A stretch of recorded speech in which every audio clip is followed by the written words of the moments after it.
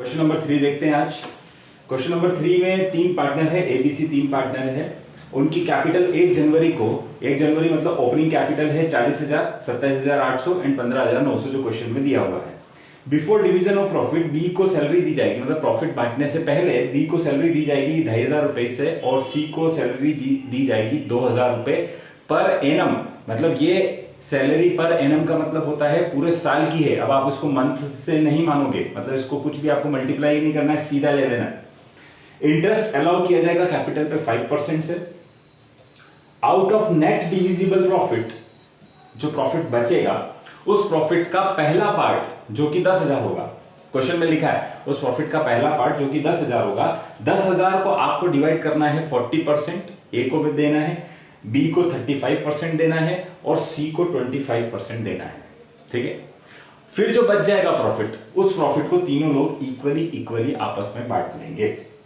Last में लिखा है profit for the year ending after debiting salary but before charging interest were ₹23,170। अब इस लाइन का मतलब समझना, ये जो प्रॉफिट दिया है, ये प्रॉफिट दिया है आफ्टर चार्जिंग सैलरी दिया है, मतलब इस प्रॉफिट में से ऑलरेडी सैलरी को क्या कर चुके हैं, माइनस कर चुके हैं। तो अब आपको वापस से माइनस करने की जरूरत नहीं है। ठीक है, आपको सिर्फ इसमें से क्या माइनस करना होगा, interest on capital he minus करना होगा।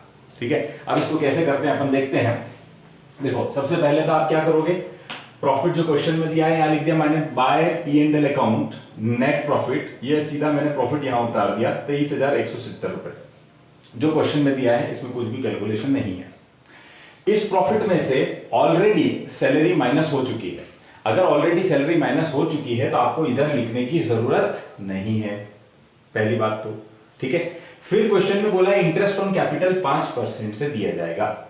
तो जो भी ओपनिंग बैलेंस दे रखा है, इसमें ओपनिंग बैलेंस दे रखा है, ए का ओपनिंग बैलेंस है 40,000, तो 40,000 का 5% होता है 2,000। बी का दे रखा है 27,800, उसका 5% होता है 1,390। सी का दे रखा है 15,900, उसका 5% होता है 795। तीनों की टोटल करेंगे तो 4,185 आ जाएगा। ठीक है, अब अपने को प्रॉफिट निकालना पड़ेगा। तो प्रॉफिट कैसे निकालते हैं, ये में से इसको माइनस कर देंगे। तो मैंने यहां पर निकाल दिया 23,170 में से 4,185 माइनस किया तो प्रॉफिट बच गया 1,8,985। ठीक है, अब क्वेश्चन बोलता है कि इस प्रॉफिट में से जो 10,000 वाला पार्ट है ना, तो इस प्रॉफिट के मैंने 10,000 वाला एक पार्ट कर दिया और बचा हुआ कितना हो गया 8,985 रुपए का एक पार्ट कर दिया। ये दो पार्ट हो गए, एक पार्ट और दो पार्ट। ठीक है, ये 10,000 वाला पार्ट तीनों के बीच में 40%, 35% और 25% में जाएगा और बाकी वाला जो पार्ट है बराबर जाएगा। तो बराबर को क्या लिख देंगे 1:1:1।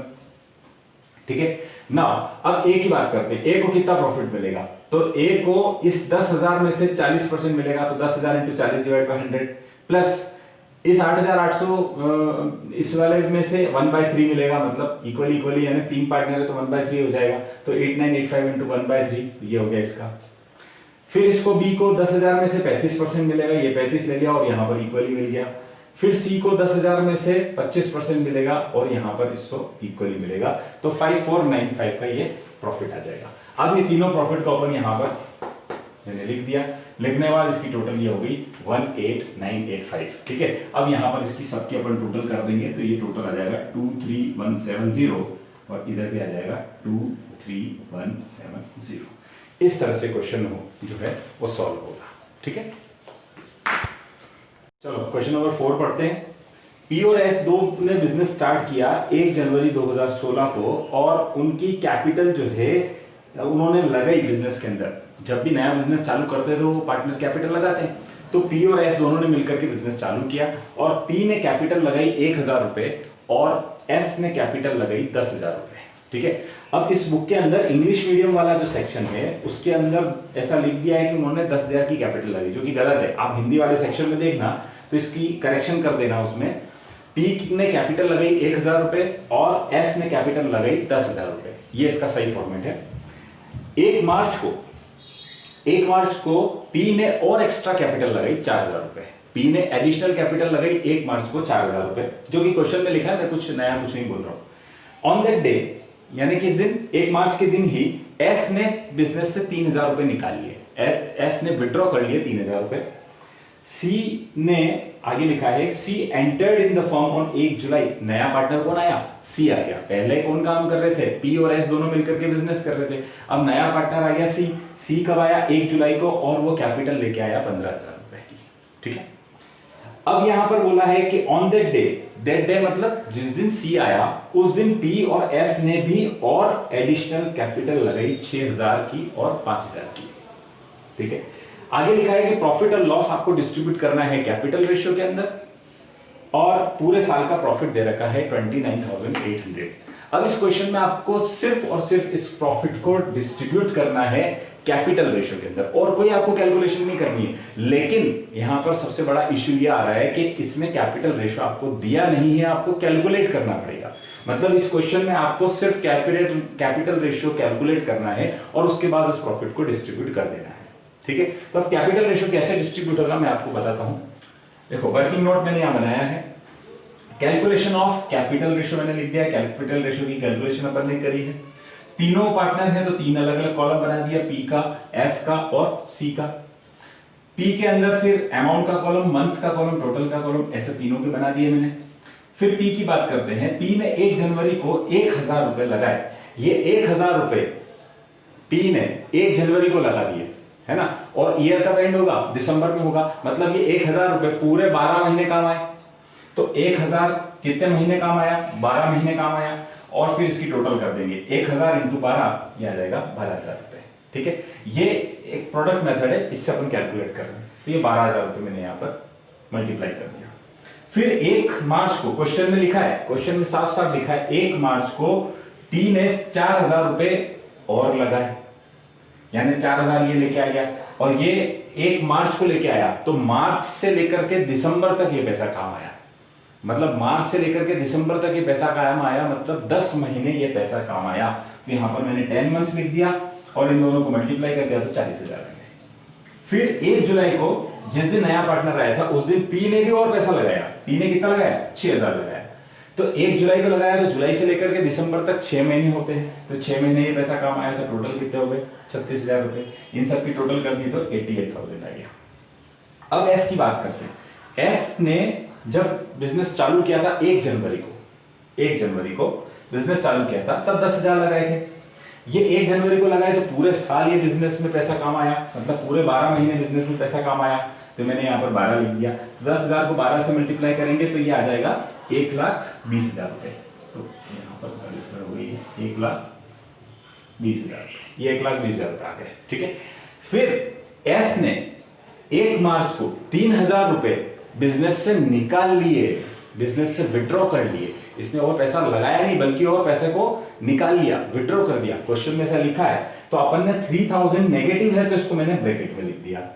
और ये 3,000 जब निकाल दिए तो ये 3,000 रुपए निकाले तो जब अपन पैसा इंट्रोड्यूस करते हैं तो कितने महीने काम आया वो देखते हैं। तो अब ये पैसा कम हो गया तो ये कितने महीने तक कम रहा? 10 महीनों तक कम रहा, क्योंकि 1 मार्च से दिसंबर तक कितने महीने हो जाएंगे?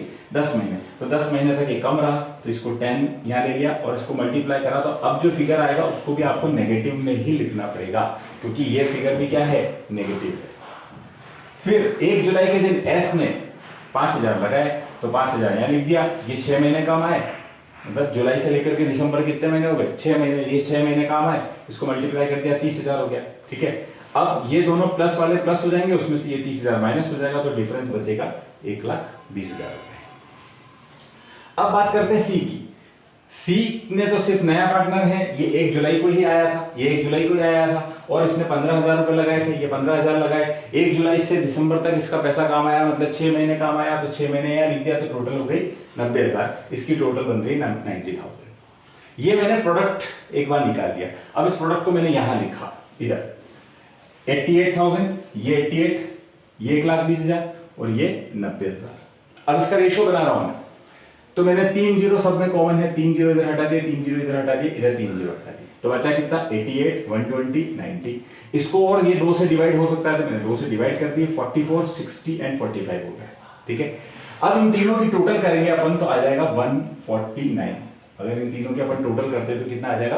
149। तो अब इसका रेशियो क्या बन गया? 44 divide by 149, 60 divide by 149, 45 divide by 149। ठीक है, ये इसका रेशियो बन गया। बस इस रेशियो में आपको इस प्रॉफिट को बांट देना है। तो मैंने इधर ये प्रॉफिट है, इसको इस तरह डिस्ट्रीब्यूट किया to profit transfer to P capital account, S capital account and C capital account.